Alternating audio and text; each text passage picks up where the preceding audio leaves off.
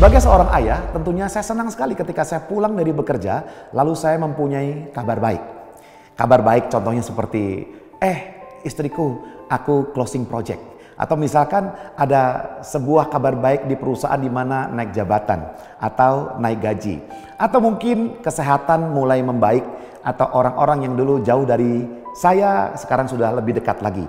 Atau kabar baik dari saudara, kolega, teman.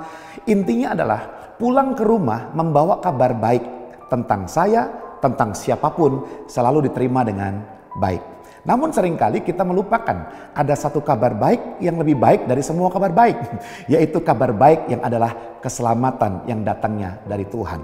Pertanyaannya hari ini adalah apakah Anda sebagai orang tua, sebagai anak, atau sebagai mertua, menantu, apakah Anda membawa kabar baik bahwa Yesus mati di salib untuk mengampuni dosa kita, memberikan kita kemenangan kehidupan kekal kepada seluruh keluargamu?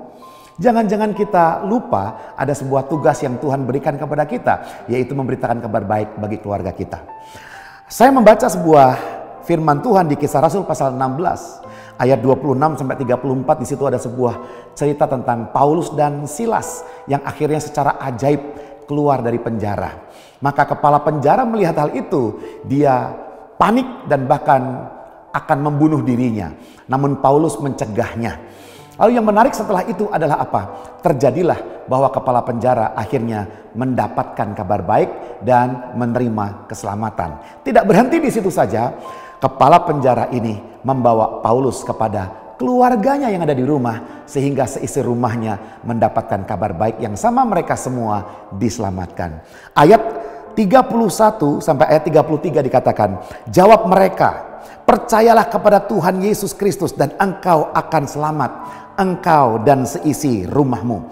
Lalu mereka memberitakan firman Tuhan kepadanya dan kepada semua orang yang ada di rumahnya. Pada jam itu juga kepala penjara itu membawa mereka dan membasuh bilur mereka. Seketika itu juga ia dan keluarganya memberi diri dibaptis. Bapak Ibu Saudara, ketika ada orang berkata kalau engkau percaya Tuhan Yesus, engkau akan diselamatkan, maka seluruh keluargamu pasti diselamatkan, belum tentu. Jika kita tidak menginjil kepada mereka, tidak menyampaikan kabar baik kepada mereka, bagaimana mereka bisa terima kabar baik itu? Maka hari ini tugas Anda, tugas saya, tugas kita semua, pastikan orang-orang yang ada di rumah kita masing-masing, mereka mendengar tentang kabar keselamatan, yaitu Tuhan Yesus Kristus yang datang ke dunia, mati menderita, disalib, dan bangkit kembali pada hari ketiga untuk memberikan kita kehidupan yang kekal. Tuhan Yesus memberkati.